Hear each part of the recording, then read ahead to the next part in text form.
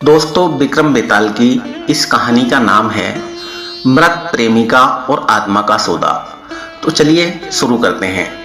रात्रि अपने चरम पर थी। शमशान की राख उड़ रही थी और सूखी हवाएं जैसे अस्थियां चुभो रही थीं। राजा विक्रम का शरीर थक गया था, पर मन दृढ़ था। वह पीपल के उसी वृक्ष के पास पहुंचा जहां बेताल उल्टा लटका हुआ था। उसकी पीठ से टपकती अजीब सी चांदी जैसी बूंदें रात की नमी में चमक रही थीं। विक्रम ने तलवार निकाली, मंत्र पढ़े, बेताल को सावधानी से उतारा और फिर अपने कंधे पर डाल लिया।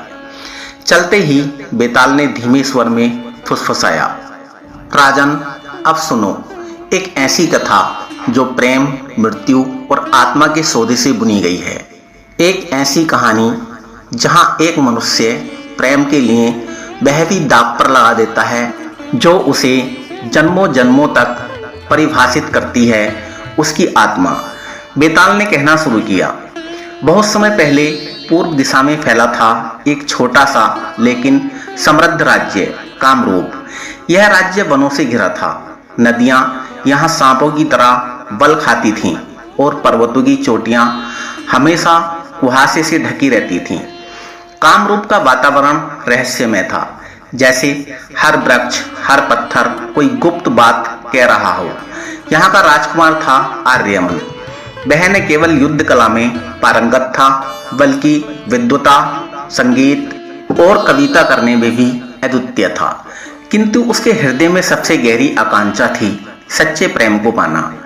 वह प्रेम को केवल भावनाओं का खेल नहीं, बल्कि आत्मा का पवित्र संयोग मानता था। कामरूप की सीमा पर एक छोटा सा नगर था, चंद्रपुर।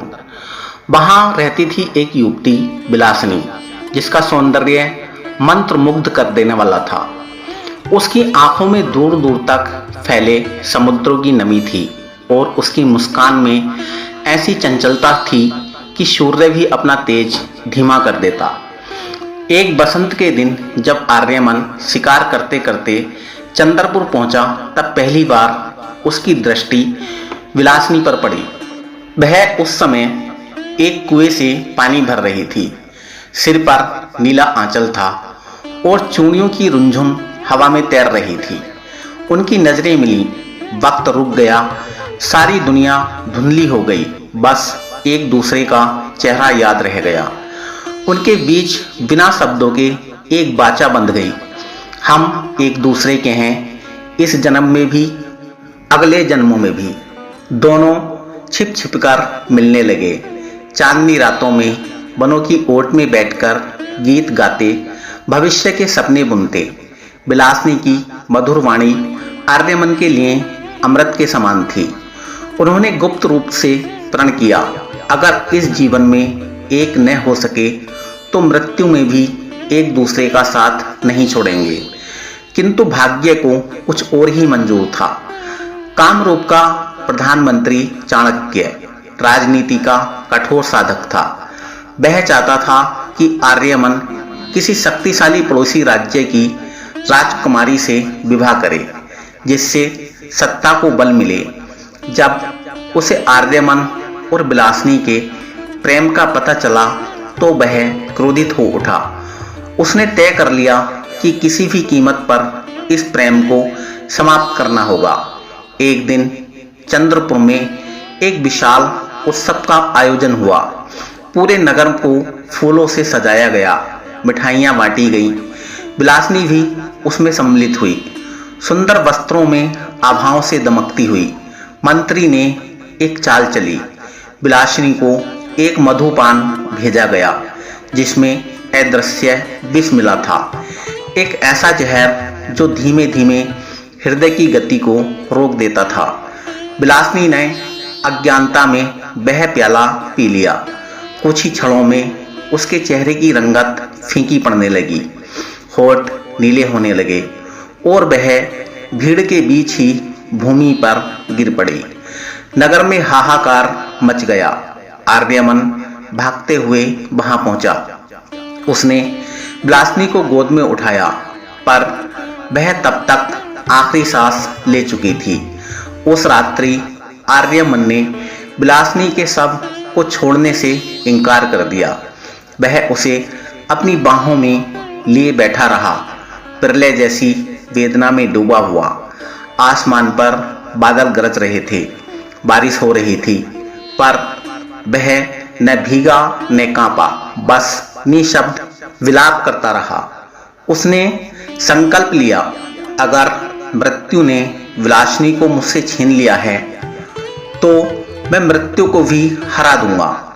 अंधकार में, वनों में, जहां कोई सामान्य मनुष्य पांव भी नहीं रखता था, वहां गुफाओं के बीच रहता था एक तांत्रिक रक्तगिरी। कहते थे वह मृत आत्माओं को बुला सकता था, जीवन और मृत्यु के बीच पुल बना सकता था, किंतु उसकी कीमत भयानक होती थी। आर्यमन उसी रक्तगिरी के पास पहुंचा। उसने गिड़गिड़ाते हुए कहा, मेरी बिलासनी को मुझे लौटा दो, मैं कुछ भी दूंगा, अपनी आत्मा भी। रक्तगिरी ने अट्टहास किया। उसकी आवाज पत्थरों में गूंज उठी। युवक रक्तगिरी बोला, याद रखो, अगर तुम अपनी आत्मा सौंपते हो तो तुम एक जीवित शव बन जाओगे। तुम्हारी देह रहेगी, पर हृदय में शून्यता होगी। तुम अपनी प्रेमिका को देखोगे, पर वह तुम्हारे प्रेम को नहीं पहचानेगी। पर आर्यमन ने पीछे नहीं हटने का निश्चय किया। उसने अपना लहू बहाकर रक्तगिरी के शापग्रस्त पात्र में चढ़ाया। तंत्र विद्या आरंभ हुई। मंत्रों के स्वर गूंजने लगे। हवाएं रुक गईं, पृथ्वी कांपने लगी। भयावह अनुष्ठान के बीच बिलासनी के शव में कंपन हुआ। उसकी उंगलियां हिलीं। उसकी पलकों ने कांपते हुए उठने का प्रयास किया। कुछ ही क्षण बाद वह उठी, सांस लेती हुई, आंखें खोलती हुई, पर उसकी आंखें निर्विकार थीं, भावनाओं से रिक्त। वह आर्यमन को देखती रही, बिना किसी पहचान के, बिना किसी प्रेम के। आर्यमन चिल्लाया, रोया, उसके चरणों में गिरा, पर बिलासनी के भीतर प्रेम का वह दीपक बुझ चुका था। वह केवल जीवन का एक खोखला खोल थी, एक जीवित शरीर पर मृत आत्मा। रक्तगिरी ने गर्जना करते हुए कहा, यह है तुम्हारा प्रेम।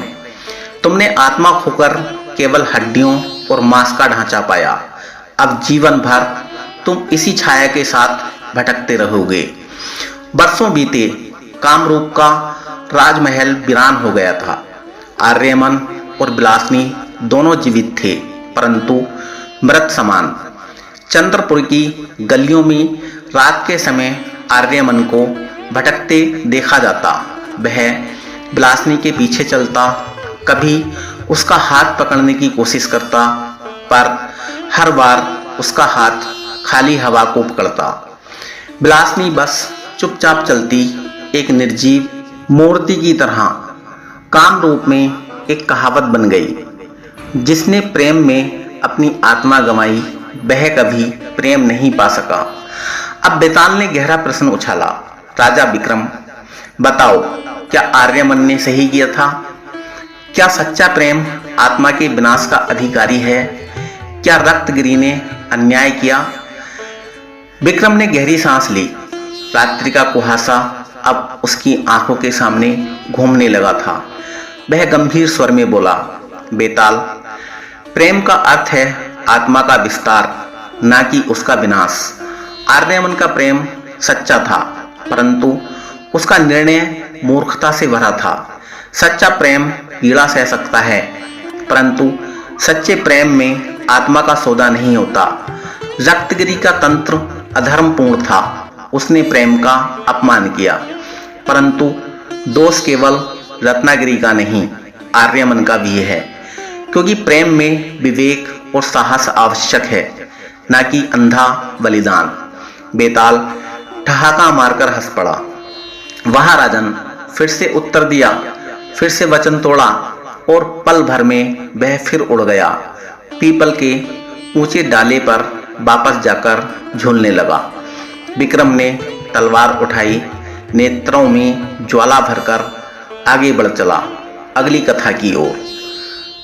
साथियों, वीडियो अच्छा लगा हो तो लाइक कर दें, अगर चैनल पर नए हों तो सब्सक्राइब कर लें। धन्यवाद।